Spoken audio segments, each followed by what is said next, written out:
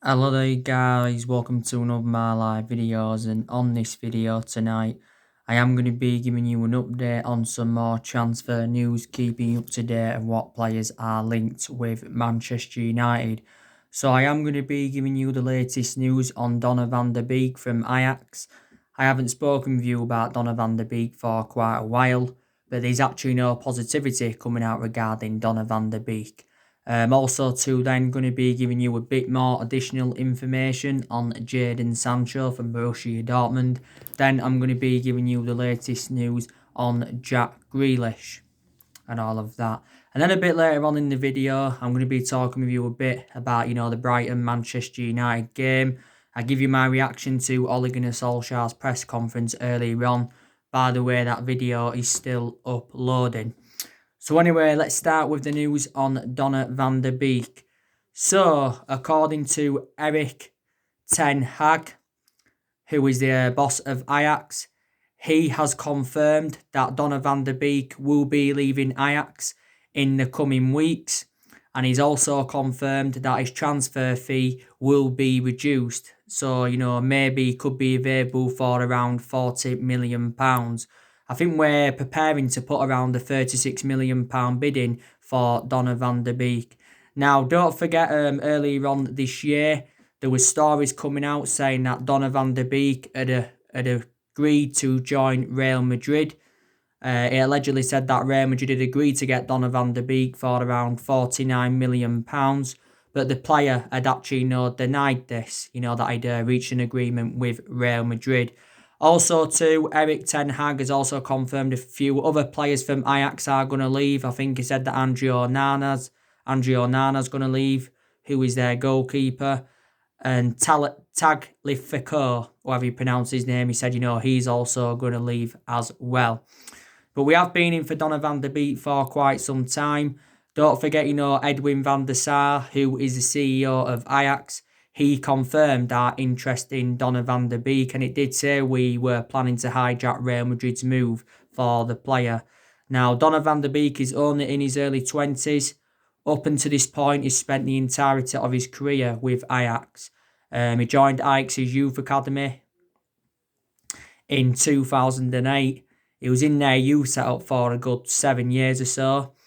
And he's been in Ajax's senior squad since 2015, and since then has become an integral part of their team. This has been his 5th season now in Ajax's senior squad. I think he has made over 100 appearances for Ajax in all competitions. He did actually make his senior debut in Ajax's game against Celtic in the Europa League. I think Donny Beek has got a contract with Ajax until 2022, predominantly a box-to-box midfielder, and primarily plays as the number 6. Don't forget as well, Donny Beek was key for Ajax getting to the Champions League semi-finals last season, and he was also key for them winning the Eredivisie title. Ajax have lost quite a few of their players in recent years. Don't forget they lost Matthias de Ligt last year to Juventus. They also lost Frankie de Jong to Barcelona. So, there's actually no chance we could get Donny Beek. And, if we could get Donny Beek for 36 or even 40 or even £45 million, that would be very, very good business from the football club. And let's be honest, Donny Beek is a much cheaper solution than Jack Grealish. He's also a much cheaper solution than Jadon Sancho and that. So, reportedly, revert back to what I said, the Ajax boss has confirmed that the player and Ajax have got an agreement that, Donny Beek will be leaving Ajax in the coming weeks. But it would be interesting to see, how he would play in the Premier League. It really would be interesting to see. So, yeah, and it said a while ago we was leading the race for Donny Beek because of obviously, Real Madrid's finances. So, yeah. So now let's give you the news on Jack Grealish, and then going to give you the news on Jadon Sancho. James Cooper has been talking, and James Cooper, of course, is very, very close to Manchester United.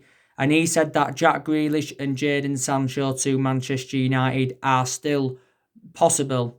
They really, really are in that. Now, the ongoing situation with Jack Grealish. Of course, Villa have said that they want £80 million for Jack Grealish. So they do remain ruthless over their valuation. But surely if Aston Villa get relegated, it won't cost as much as £80 million. Maybe, we could get him for like £40 or £50 million if they get relegated. But Jack Grealish has said, regardless of whether Villa stay up or get relegated, he does want to leave. Don't forget, it recently confirmed that Jack Grealish had told his friends that he's found a house to buy near our Carrington training base. So reflects on that, he's close to joining Manchester United, is Jack Grealish. Now, I definitely not take Jack Grealish at the football club. The main explanations why I take him at Manchester United is because he is well proven in the Premier League. Plus, his stats have been very, very impressive this season.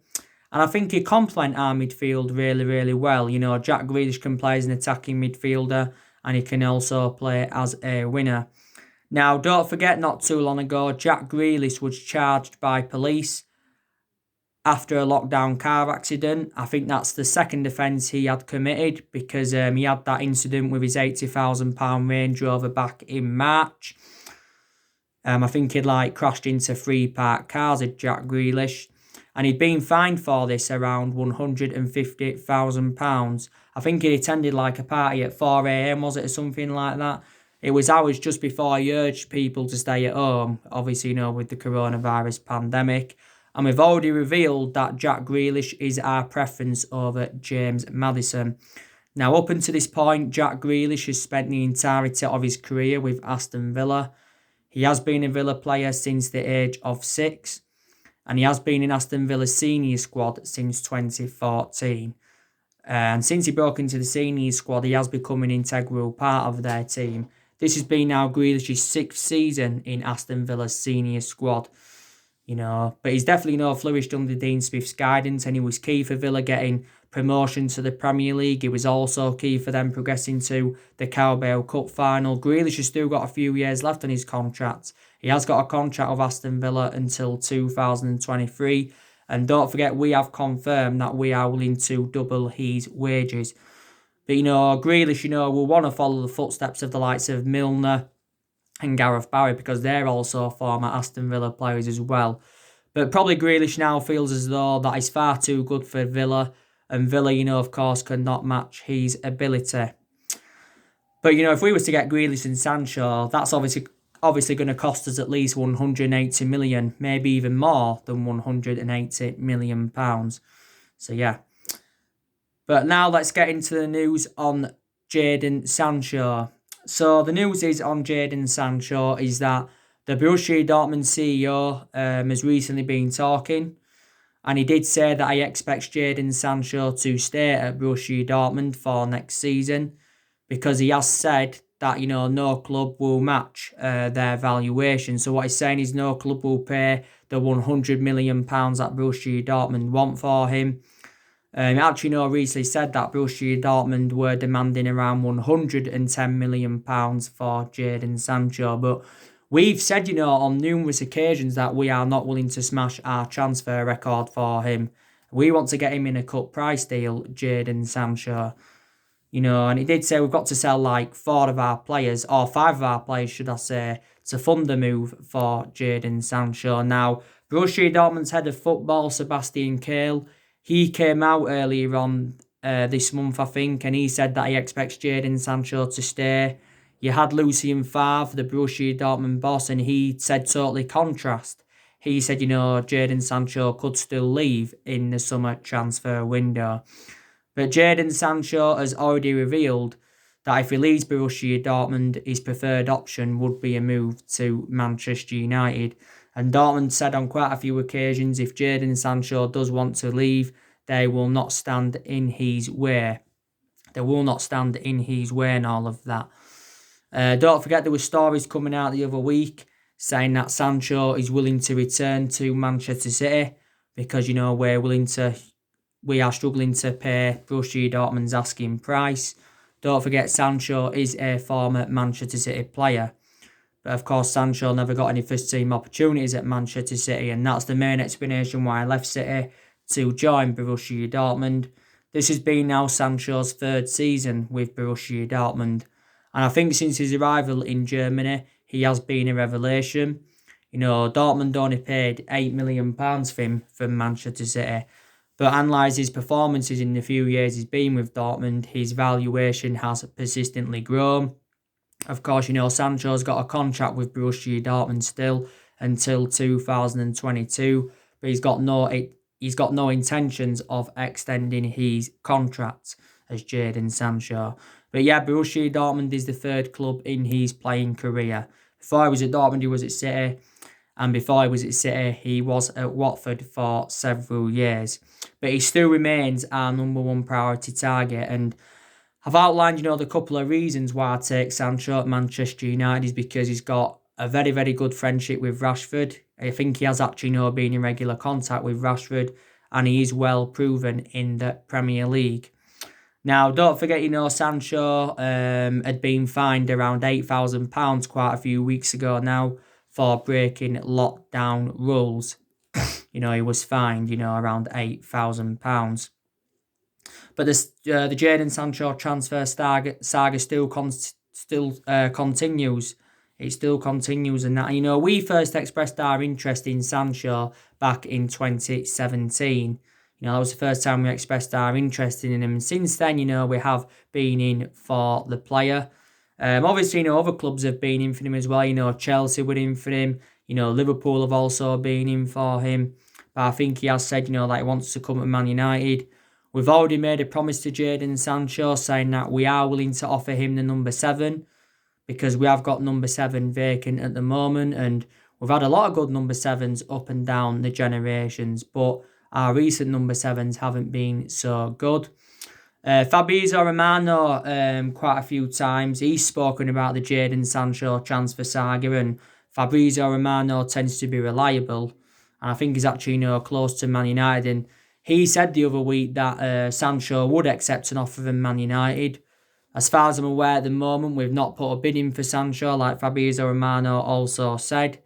He said the contract isn't a problem. It's Borussia Dortmund's asking price that seems to be the stumbling block and all of that. But we have been working on Jadon Sancho's contracts for quite some time, and we've also been in negotiations with his agent. Of course, Dortmund are known as a selling football club because they have let quite a few of their players go to the Premier League in recent years. Like I said, they let Pulisic go, they let Pierre-Emerick Aubameyang go, they let Ilkay Gundogan go, Mkhitaryan, Shinji Kagawa before.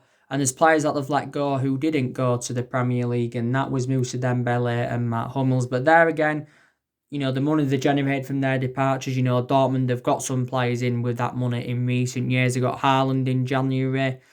They got Emre Can, don't forget, not too long ago. They got Julian Brandt. They got Thorgan Hazard, did Borussia Dortmund and that. But the Borussia Dortmund CEO did say, if Sancho still wants to leave Borussia Dortmund, a move will be negotiated and that. But I still think, we are leading the race for him. But reflecting on what the CEO said, does that now put Jadon Sancho's move to Manchester United in trouble? And, that is the question. It really, really is. Of course, we've been looking at a few alternatives to Jadon Sancho, the likes of Figo Almeida. We've been looking at him. We've also been looking at Rabbi Matondo from Schalke in recent weeks. But let's be honest, these cheaper solutions than Jadon Sancho. And don't forget, was it back in February or March? It had said Jadon Sancho had agreed almost every detail of a move to Man United. So it said everything had been agreed except the fee and all of that. So that is the latest news on Jadon Sancho. So do you think, Man United could still sign him in the summer transfer window?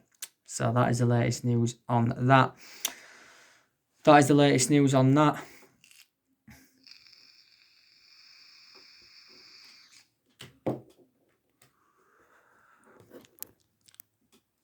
That is the latest news on that. But there has been so many players on our agenda. And like I said to you, it's going to be interesting to see how Ole Gunnar Solskjaer approaches the summer transfer window. Solskjaer is recently talking to our owners about, what he's going to do in the summer transfer window. Solskjaer's already said he's looking to make around 3 or 4 major signings. We're probably not going to make 3 or 4 signings in the summer transfer window. We may not even make any signings in the summer transfer window. But, the summer transfer window will be Ole Gunnar Solskjaer's 4th transfer window as Manchester United manager. Because next season, Solskjaer's going to have bigger expectations to exceed. Our expectations next season will be to challenge for the title. Solskjaer did recently make an admission saying that we've got to spend money to compete with the likes of Manchester City and Liverpool, because analysing it at the moment, City are strides ahead of us and, Liverpool are strides ahead of us. But Solskjaer did say that he's unsure how much money he will have to spend in the summer transfer window, with the financial impacts of the coronavirus pandemic. There were stories coming out quite a few weeks ago allegedly saying that our transfer budget had been revealed, and it said, we're going to be given around 269 or is it 270 million to spend in the summer transfer window. But of course, we're going to get rid of players in the summer transfer window anyway, so we are going to generate money in that aspect. Ed Woodward, has been talking a lot. He was talking the other month saying that we will remain competitive in the summer transfer market. But he did say, we won't do business as usual in the summer transfer market. So he actually, ruled out big transfers to Manchester United and all of that. But, we've got to get the right players in the summer transfer window. And, I've already made an admission regarding Chelsea. Chelsea have done very, very good business so far. They really, really have. Of course, they got Hakim Ziyech in February for around £38 million. They recently got Timo Werner from RB Leipzig for around £48 million. So I think Chelsea, can challenge for the title next season. I really, really do. But as you all know, our net debt is just over 429 million. Like Ed Woodward had confirmed quite a few weeks ago now, because our debt had risen up by almost 130 million pounds. But Solskjaer spent quite a bit of money at the football club already. He spent over 200 million pounds on 5 players. Solskjaer got these 5 players in the 2 previous transfer windows, because Solskjaer didn't recommend anyone in his first transfer window at the football club. Last summer he brought Daniel James and Wan-Bissaka and Harry Maguire in, and in January he brought Bruno Fernandes and Odion Ighalo in. So I have been very, very impressed with the players that he has brought into the football club so far. I am, very, very impressed. Like I said, there's expectations Manchester United need to exceed for the remainder of this season. And, we have got quite a few priorities. And one of those priorities is the top 4. Of course, we do want qualification for the Champions League for next season, because that will help us have more of a competitive summer transfer market. And plus, we will generate money if we get qualification for the Champions League. As it stands at the moment, we are sitting 5 points behind Chelsea. So top 4 is definitely a priority for us. Solskjaer was actually, recently targeting a 3rd place finish, because, we could still finish 3rd. I don't think we'll finish 3rd though. Like I said, the FA Cup and the Europa League are 2 priorities for us. We've got a chance of winning 2 trophies this season under Solskjaer. And if we could win both of them, or even at least one of them, it would be still a fantastic achievement for the Norwegian and Manchester United. And it would be a memorable first full season for Ole Gunnar Solskjaer. We are into the FA Cup semi-finals. We've got Chelsea, like I confirmed with yesterday. We're more or less into the last 8 of the Europa League. We are 5-0 up against Lask from the first leg. I think Solskjaer's got just under 2 years left on his current contract, because when he got the job permanently in March last year, Solskjaer signed a 3-year contract at Manchester United. Solskjaer, has been here now for 18 months. I think he's been permanent Manchester United manager, is it, for around 15 or 16 months. But we know Solskjaer is going to be at the football club next season. We know that, because he's going to be given at least another season at the club, because it is a transition period. And it has been a transition period for a while. and all of that. And if things don't work out next season, that's, when I would get rid of him. But he does need more time at the football club. And I have seen a lot of improvements under Solskjaer. We've done very, very well in this 14-game unbeaten run because we are unbeaten in our last 14 games in all competitions. And this is our best vein of form since Ole Gunnar Solskjaer was the interim manager. Our last defeat was 2-0 to Burnley at Old Trafford. But since then, we have done very, very well. And we seem to be going in the right direction under Solskjaer. I still don't know, though, if he's the foreseeable future for Manchester United. Time will tell, of course. Some United fans still think, we need a manager in at the top level with a proven pedigree in that. But, a prime example of Jurgen Klopp or Pep Guardiola. But some people believe if Solskjaer is given the time that he's demanding, they believe he can emulate into the next Jurgen Klopp. This is what, some Man United fans do believe. But I want things to work out. I really, really do, because Solskjaer knows the club inside out. He's a club legend at the end of the day. And he was a great player for us for 11 years. He flourished under Alex Ferguson's guidance. I already outlined a few of the reasons why Solskjaer didn't get sacked. And that was definitely the signing of Bruno Fernandes, because Bruno Fernandes has definitely made a difference in this team. And I think we've reflect on our record against the big six sides this season. That's also saved Solskjaer's job at Man United as well. We've taken 18 points against the big six sides this season and that.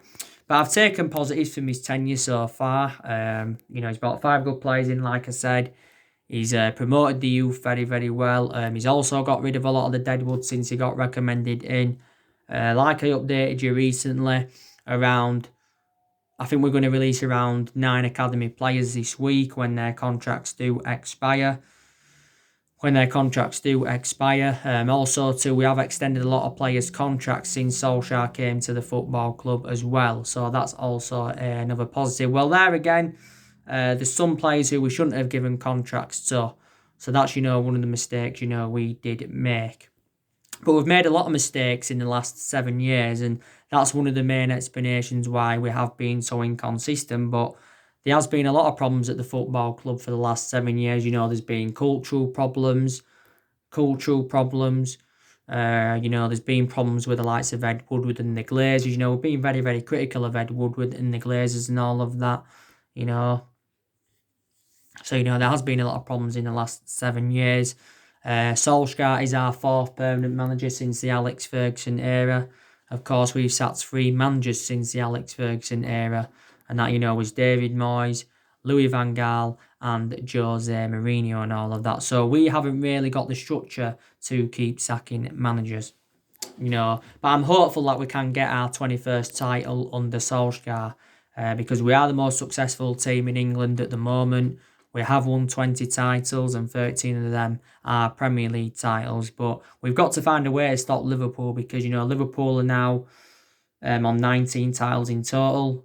Obviously, it is their first Premier League and they did end their 30-year drought. But I think Liverpool, are going to continue to dominate. I just don't think it is a flash in the pan. Now, let's talk with you a bit about the Brighton-Manchester United game.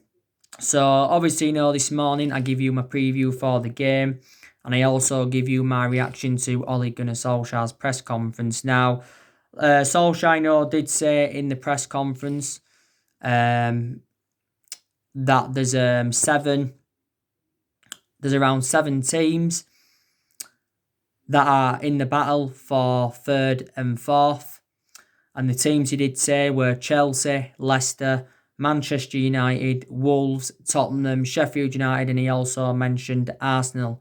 So he thinks, top 4 is there still to play for. This is, what Solskjaer had said. Also, too, we reacted to the FA Cup semi-final draw.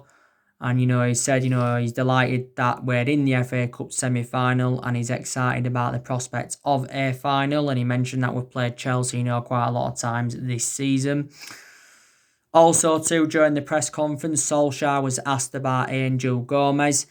And, he said there's no news on Angel Gomez James Cooper then asked Ole Gunnar Solskjaer, is Angel Gomez leaving the football club? And Solskjaer has confirmed he will be leaving the football club tomorrow, because tomorrow his current contract at the football club does expire. We've failed to get him a new contract, and we have been in negotiations over getting Angel Gomez a new contract at the football club, but he has, just turned these contract offers. I think he's turned one or two contract offers down from us now. Angel Gomez has only made 6 first team appearances this season, only 10 in total since he broke into the senior squad back in 2017. Angel Gomez made his senior debut against Crystal Palace, and he was the age of 16 years and 263 days old. But Angel Gomez has been a United player since the age of 6, so he has been with us several years. Don't forget he became the youngest player to represent us since Duncan Edwards back in the 50s, and also became the first player born in the 2000s to make an appearance in the Premier League. So looking likely, Angel Gomez is leaving the football club tomorrow. Chelsea are obviously in for him. He says that Juventus are in for him. And I think it says a few other teams are in for him as well. Angel Gomez is only at the age of 19. I'm basically, I'm reverting back to what I said earlier on my reaction to his press conference. Solskjaer also was talking about Rashford. Of course, Rashford will be starting this game against Brighton. And he said, Rashford's done very, very well since the resumption of the season. He said Rashford looked very, very good when he came on against Norwich. He did very, very well against Sheffield United, but Rashford has created a hell of a lot of chances since the season resumed. I don't think he's scored in like 7 months now, but Solskjaer is convinced that Rashford will end his 7-month goal drought and all of that. But, he was out earlier on in the season with a back injury, don't forget. Also, too, he'd mentioned Luke Shaw. He actually, could be starting Luke Shaw in this game against Brighton. I think Luke Shaw's played in every single he's played in every single game. He's played in every single game in this 14-match unbeaten run and all of that. And to be fair to Luke Shaw, he has done very, very well. Don't forget, he missed the first part of the season due to injury. But Solskjaer did confirm there's been an upturn in his form. And, he has been doing very, very well. So there's some of the stuff he did mention in his press conference. We know this is going to be a tough game against Brighton, because Solskjaer, did make an admission saying that Brighton are a good team and, they play some good football. And since the resumption of the season, Brighton have actually, done very, very well. They drew 0-0 with Leicester recently. So they haven't done bad against the big sides of Brighton. They beat Arsenal in their last home game 2-1. That was Brighton's 100th win at the Ajax Stadium in all competitions since their move there back in 2011. And I think before the season got suspended, they drew 0-0 with Wolves. I think it was 0-0. So actually, Brighton are unbeaten in their last 3 games. And Brighton, have got a very, very good home record against us. We have lost away at Brighton in the last 2 years. We lost there 3-2 last year, and we lost there 1-0 the year before, to Brighton. But on the other hand, we've got a very, very good home record against them. Brighton, of course, have got a few injuries. I think they've got Tariq Lamptey out. They've got Stephen Aze out, apparently. They've also got Jose Cuido out, and I think they've also got Adam Webster out. But, Brighton have got some, decent players. They've got Aaron Moy. They've also got Glenn Murray. Maupay. I think probably Maupay is the best player they've got at the moment. I think, Lewis Dunk's a very, very good centre-half for them. They've also got Pascal Gross. So they have got players that could cause us problems at Brighton. Brighton, sitting 15th in the Premier League. I think, to be honest with you, Brighton are going to stay up. Of course, Graham Potter is in charge of Brighton. I can't remember how long he's been there for, but Brighton is the 3rd club in his managerial career. Before he was at Brighton, he was at Swansea. And before he was at Swansea, he was at Östersund, was Graham Potter. So there you go. But really, really, looking forward to the game. But if we can beat Brighton, we will extend our unbeaten run to 15 games in all competitions. Also, this morning, I give you my starting 11 prediction for the game, didn't I? Solskjaer, of course, is going to make several changes from the 2-1 win against Norwich in the FA Cup quarter-final.